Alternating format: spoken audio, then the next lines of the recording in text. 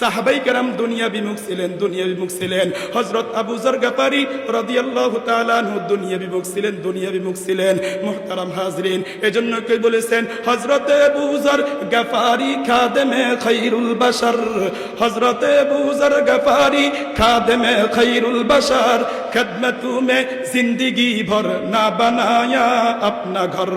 হযরত আবু যর গফারি রাদিয়াল্লাহু তাআলা আনহু এমন একজন সাহাবী ছিলেন, সব সময় রাসূলের দরবারে পড়ে থাকতেন, রাসূলের খেদমত করতেন ও রাসূলের জন্য পাগল পারা ছিলেন। মুহতারাম হাজরিন, নিজের ঘরটা পর্যন্ত বানান নাই। সাহাবাই কেরাম ছিলেন প্রকৃতপক্ষে রাসূলের জন্য আশিক ও রাসূলের প্রেমিক, দুনিয়া বিমুখ ছিলেন সাহাবাই কেরাম। একটা নমুনা আপনাদেরকে শোনাই, আপনারা অনেকেই জানেন সাঈদ ইবনে আমির আল জুমাহি রাদিয়াল্লাহু তাআলা আনহু একজন দুনিয়া বিমুখ সাহাবী। দুনিয়ার বিমুখতা শুনে হযরতে ওমর রাদিয়াল্লাহু তাআলা আনহু পর্যন্ত আশ্চর্য বোধ করেছেন। হযরত ওমর রাদিয়াল্লাহু তাআলা আনহুর খেলাফতকালে হযরতে সাঈদ ইবনে আমির আল জুমাহি রাদিয়াল্লাহু তাআলা আনহুকে হিমসের গভর্নর নির্ধারণ কইরা আমিরুল মুমিনিন হযরত ওমর ফারুক রাদিয়াল্লাহু তাআলা আনহু তিনাকে হিমসে পাঠাইলেন। হিমসে পাঠানোর পরে কিছুদিন পরে হিমস থেকে একটা প্রতিনিধির দল আমিরুল মুমিনিন খলিফাতুল মুসলিমিন হযরত ওমর ফারুক রাদিয়াল্লাহু তাআলা এর কাছে আসছে। আসার পরে খলিফাতুল মুসলিমিনকে বলে, আমিরুল মুমিনিন, হিমসের মধ্যে অনেক গরিব আছে, দরিদ্র আছে, অসহায় আছে, আমরা একটা তালিকা আনলাম, আপনি রাষ্ট্রীয় কোষাগার থেকে তাদের জন্য একটা বরাদ্দ দিয়া দেন। আমিরুল মুমিনিন হযরত ওমর ফারুক রাদিয়াল্লাহু তাআলা আনহু যখন 100 লোকের যখন তালিকা পাইছেন, তিনি দেখতেছেন প্রথম নম্বরে যার নাম হযরত সাঈদ ইবনে আমির আল জুমাহি রাদিয়াল্লাহু তাআলা আনহু। হযরত ওমর রাদিয়াল্লাহু তাআলা আনহু আশ্চর্য হয়ে জিজ্ঞেস করলেন, আমিরুকুম আফকারুকুম, তোমাদের গভর্নর বুঝি তোমাদের মধ্যে সবচেয়ে বেশি গরিব, সবচেয়ে বেশি অসহায়? হিমসের প্রতিনিধি ডাক দিয়া বলে, আমিরুল মুমিনিন, আমিরুনা আফকারুনা, আমাদের আমির, আমাদের গভর্নর আমাদের মধ্যে সবচেয়ে বেশি দরিদ্র, সবচেয়ে বেশি অসহায়। মুহতারাম হাজরিন, আমিরুল মুমিনিন হযরত ওমর ফারুক রাদিয়াল্লাহু তাআলা আনহু যখন এটা শুনতে পেলেন, সাথে সাথে আশ্চর্য বোধ করলেন। আশ্চর্য হইয়া তিনি আমিরুল মুমিনিন তিনার পক্ষ থেকে সাঈদ ইবনে আমির আল জুমাহি রাদিয়াল্লাহু তাআলা আনহুর জন্য 1000 স্বর্ণ মুদ্রা হাদিয়া পাঠাইলেন দুধের মাধ্যমে। কার মাধ্যমে? একজন দুধের মাধ্যমে।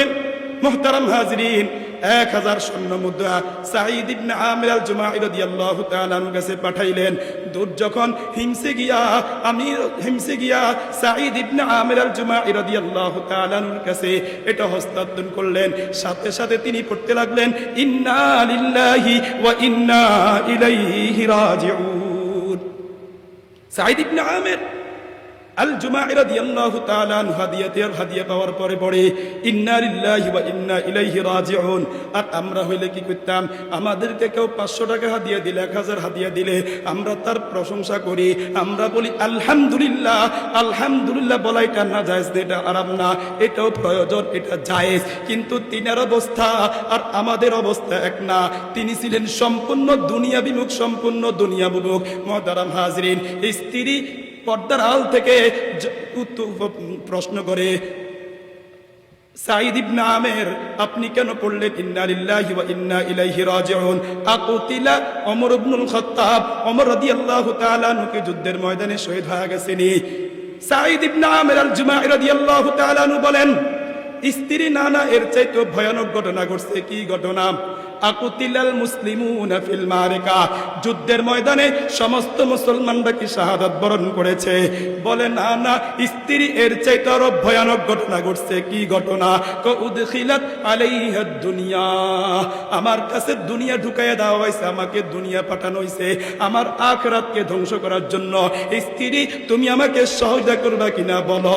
এই স্বর্ণ মুদ্রাগুলো এই রাষ্ট্রপ্রধানের দুধ থাকা অবস্থায় এগুলা গরিবদের মাঝে বন্টন করে দাও। 1000 স্বর্ণ মুদ্রা, আল্লাহু আকবার, ভাগ কইরা। মুহতারাম হাজরিন, হিমসের মধ্যে যারা গরিব ছিল, অসহায় ছিল, দরিদ্র ছিল, তাদের মাঝে বন্টন করে দিয়েছে। বলেন সুবহানাল্লাহ। মুহতারাম হাজরিন, দুধ এই ঘটনা যখন দেখলো দুধ করে কি বুঝলাম না আমিরুল মুমিনিনের খাদিয়া পর্যন্ত সাঈদ গ্রহণ করেন নাই।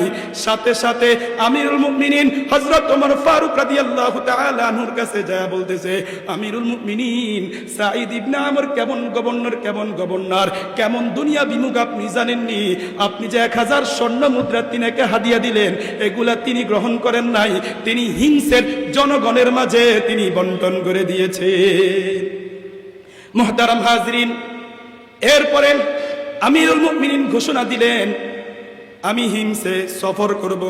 আচ্ছা বলেন দেখি, বর্তমান আমাদের অন্তর্বলীন সরকার ডক্টর ইউনূস যদি শুনে, আমার একজন মন্ত্রী এমন আছে, আমার একজন রাষ্ট্রীয় দায়িত্বশীল এমন আছে যে সবচেয়ে বেশি গরিব, মানুষের টাকা মেরে খায় না, জনগণের টাকা মেরে খায় না, তাহলে তিনি ইচ্ছা করবেন ফেনীতে যেহেতু আমার একজন লোক আছে, আমি ফেনীতে সফর করব। ফেনীতে কি করব? সফর করব। মুহতারাম হাজরিন, আমিরুল মুমিনিন একটা ডেট দিলেন, আমি অমুক দিন হিমসে সফর করব। আল্লাহু আকবার। তিনি আসলেন, লক্ষ লক্ষ মানুষ জড়ো হইয়া গেল।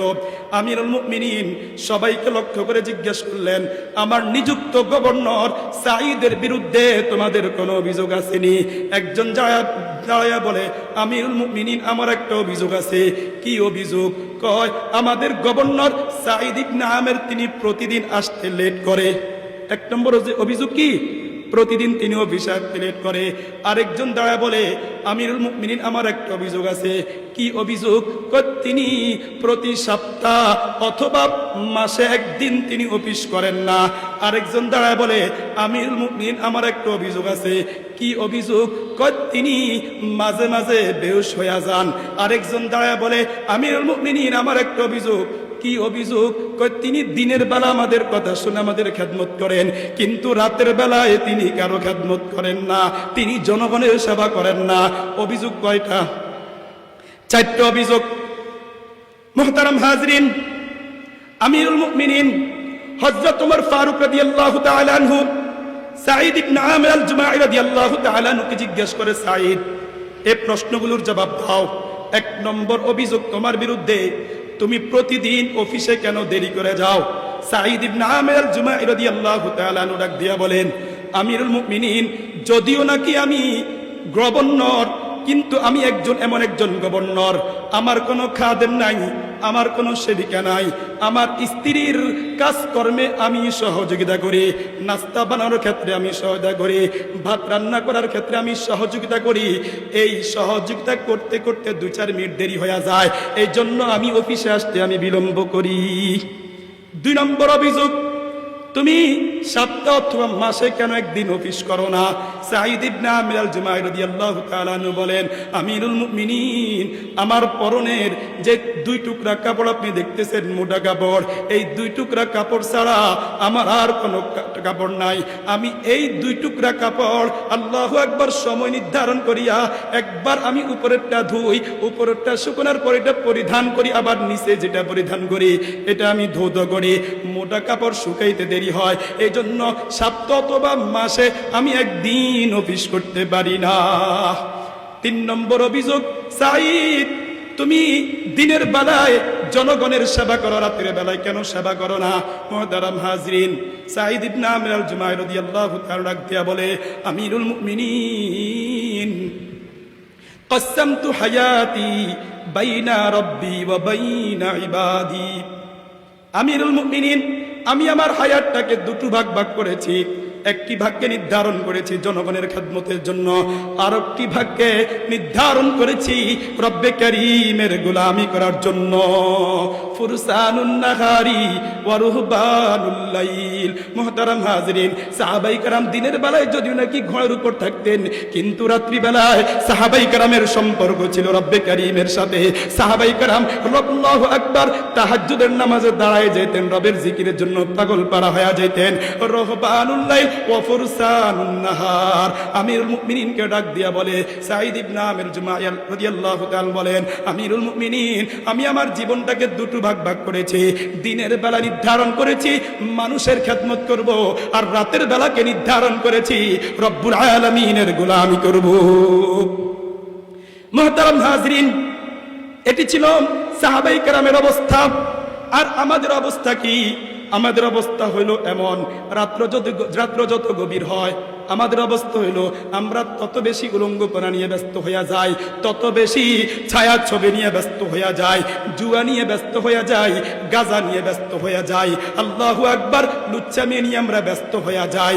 আল্লাহু আকবার। সাহাবায়ে কেরামের অবস্থা ছিল রাত্র যত গভীর হইতো সাহাবায়ে কেরামের সম্পর্ক রবের সাথে তত বেশি গাঢ় হইতে থাকতো। আল্লাহু আকবার। সাঈদ ইবনে আমির আল-জুমাহি রাদিয়াল্লাহু তাআলা আনহু ডাক দিয়া বলে, আমিরুল মুমিনিন রাত্রি বেলাকে রবের জন্য নির্ধারণ করেছে। ও আমার যুবক ভাইরা, ও তরুণ ভাইরা, ও আমার ব্যবসায়ী ভাইরা, এখান থেকে আমাদেরকে রুটিন করা দরকার। দিনের বেলা তো আমরা ব্যবসা বাণিজ্য নিয়ে ব্যস্ত থাকি, দুনিয়ার ফিকির করি। রাত্রি বেলাকে আমরা যদি নাচ গানের জন্য বরাদ্দ করিয়া রাখি তাহলে আমাদের হায়াতটা দুনিয়া পাইলো আখিরাত পাইলো না। আমাদের হায়াতের কিছু অংশ ফেসবুক পায়, আমাদের হায়াতের কিছু অংশ ইউটিউব পায়, আমাদের হায়াতের কিছু অংশ আমাদের স্ত্রী পায়, আমাদের সন্তান সন্ততি পায়। তাহলে আমাদের হায়াতটাকে আমরা রবের জন্য বরাদ্দ কেন করলাম না? কিয়ামতের ময়দানে জবাবদিহি করা লাগবে কি লাগবে না? মুহতারাম হাজরিন, সাঈদ ইবনে আমির আল-জুমাহি রাদিয়াল্লাহু তাআলা উত্তর দিলেন, আমিরুল মুমিনিন দিনের বেলায় নির্ধারণ করেছি জনগণের সেবা করব, আর রাতের বেলায় নির্ধারণ করেছি রব্বুল আলামিনের গোলামি করব। চতুর্থ নম্বর অভিযোগ, সাঈদ তুমি মাঝে মাঝে কেন বেহুশ হয়ে পড়া যাও? আমিরুল মুমিনিনকে ডাক দিয়া বলে, সাঈদ ইবনে আমির আল-জুমাহি রাদিয়াল্লাহু তাআলা বলেন, আমিরুল মুমিনিন এই ঘটনা আমি কখনো বলি নাই, আমি বলতে পারবো না আমি কেন বেহুশ হয়ে পড়া যায়। আমি যদি আবার বলি আমি আবার বেহুশ হয়ে পড়ে যাওয়ার সম্ভাবনা আছে। আমিরুল মুমিনিন বলেন, না, তোমাকে বলতেই হবে। সাঈদ ইবনে আমির আল-জুমাহি রাদিয়াল্লাহু তাআলা বলেছিলেন, আমিরুল মুমিনিন আমি যখন মুশরিক ছিলাম, মক্কায় অবস্থান করতেছিলাম, আমি একদিন দেখতে পেলাম হযরতে খুবাইব রাদিয়াল্লাহু তাআলা আনহুকে আবু জাহল গ্রেফতার করেছে। গ্রেফতার করার পরে হযরতে খুবাইব রাদিয়াল্লাহু তাআলা আনহুকে গাছের সাথে খুঁটির সাথে বেঁধেছে। বাঁধার পরে মক্কার যুবকেরা, মক্কার কাফেররা, মক্কার মুশরিকরা হযরতে খুবাইব রাদিয়াল্লাহু তাআলা আনহুকে মারতেছে, তরবার দিয়ে আঘাত করতেছে, ও রক্ত ঝরতেছে। এমন দৃশ্য আমি দেখছি। এক পর্যায়ে দেখলাম হযরতে খুবাইব রাদিয়াল্লাহু তাআলা আনহুকে এমন নির্মম তারা নির্যাতন করেছে। গোশতের টুকরাগুলো তারা খোলা শুরু করলো, বল্লম দিয়ে আঘাত করা শুরু করলো। আল্লাহু আকবার। এমন মুহূর্তে মক্কার মুশরিকরা জিজ্ঞেস করে, কাফেররা জিজ্ঞেস করে, ও খুবাইব তোমার শেষ কোনো ইচ্ছা আছে কিনি? কোন শেষ কোনো ইচ্ছা আছে নি? হযরত খুবাইব রাদিয়াল্লাহু তাআলা আনহু বলেছেন, ও মক্কার মুশরিকরা, মক্কার কাফেররা, আমার সর্বশেষ ইচ্ছা হলো আমি রব্বুল আলামিনের দরবারে 2 রাকাত নামাজ পড়ব। হযরত খুবাইব রাদিয়াল্লাহু তাআলা আনহু মৃত্যুর পূর্বে মুহূর্তে 2 রাকাত নামাজ অতি সঙ্গে বললেন। মুহতারাম হাজিরিন, 2 রাকাত নামাজ আদায় করার পরে হযরত খুবাইব রাদিয়াল্লাহু তাআলা আনহু কাফেরদেরকে লক্ষ্য করে বলেছিলেন, ও কাফেররা, তোমরা যদি এটা না মনে করতা যে আমি খুবাইব নামাজে বিলম্ব করতেছি, আমি ফাঁসির ভয়ে, আমি তোমাদের ভয়ে নামাজকে বিলম্ব করতেছি, যদি এটা তোমরা না মনে করতা, আমি রব্বুল আলামিনের দরবারে সেজদাগুলোকে আরো বেশি দীর্ঘস্থায়িত করতাম, রুকুর মধ্যে আরো একটু দেরি করতাম, কিন্তু তোমরা মনে করবা আমাদের ভয়ে সে নামাজকে বিলম্ব করতেছে। এজন্য রাসূল করিম সাল্লাল্লাহু আলাইহি ওয়াসাল্লাম বলছেন, সিজদাতুন ওয়াহিদাতুন খায়রুম মিনাদ দুনিয়া ওয়া মা ফিহা। রব্বুল আলামিনের কাছে একটা সিজদার মূল্য কত? দুনিয়া এবং দুনিয়ার মধ্যে যা কিছু আছে, রব্বুল আলামিনের কাছে একটা সিজদার মূল্য এর চাইতেও কোটি কোটি গুণ বেশি দামি। এজন্য সিজদা পাওয়ার মালিককে আওয়াজ দিয়া বলেন, সিজদা পাওয়ার মালিককে সিজদা করতে হবে, রব্বুল আলামিনের দরবারে সিজদা করতে হবে। রব্বুল আলামিনের কদম ছাড়া আর কারো কদমে সিজদা দেওয়া যায় না। কিন্তু বড় দুঃখ এবং পরিতাপের বিষয় হলো, মুসলমানের সন্তান হইয়া আজকে মাজারে গিয়া সিজদা করে। কেউ মাইজ ভান্ডারে যায়, কেউ আমিন ভান্ডারে যায়, কেউ মতিন ভান্ডারে যায়, কেউ রাজার বাগে যায়, কেউ কুতুব বাগে যায়, কে গোলাপ শাহ মাজারে যাইয়া আল্লাহু আকবার রব্বুল আলামিনের কদমে সিজদা না করিয়া বাবার কদমে সিজদা দেয়। এমন মুসলমান বাংলাদেশে আছে না নাই? মুসলমান দাবি করে কিন্তু বুঝে না, আমি যে মাখলুককে সিজদা করলাম আমার ঈমান চলে গেছে, আমি মুশরিক হয়ে গেছি। মুহতারাম হাজিরিন, লক্ষ্য করেন বর্তমান যুগে এমন একটা পরিস্থিতি, সর্বশেষ অভিযোগ হযরত খুবাইব রাদিয়াল্লাহু তাআলা আনহু, খুবাইব রাদিয়াল্লাহু তাআলা আনহুকে আল্লাহু আকবার মর্মম ভাবে তারা শাহাদাত বরণ করেছে। হযরতে সাঈদ ইবনে আমির আল জুমাই রাদিয়াল্লাহু তাআলা আনহু বলেন, আমিরুল মুমিনিন হযরতে খুবাইব রাদিয়াল্লাহু তাআলা আনহু কিভাবে তারা শহীদ করেছে আমি স্বচক্ষে দেখেছি। আর এই দৃশ্য যখন আমার মনে আসে আমি নিজেকে আর স্তব্ধ করতে পারি না, সাথে সাথে আমি জ্ঞান হারা হইয়া যাই। আল্লাহ পাক রব্বুল আলামিন আমাদেরকে এই দুনিয়া বিমুখ হয়ে দুনিয়াতে জান্নাত উপযোগী জীবন গঠন করার তৌফিক দান করেন। ওয়া আখির দাওয়ানা আলহামদুলিল্লাহি রাব্বিল আলামিন। আসসালামু আলাইকুম ওয়া রাহমাতুল্লাহি ওয়া বারাকাতুহু।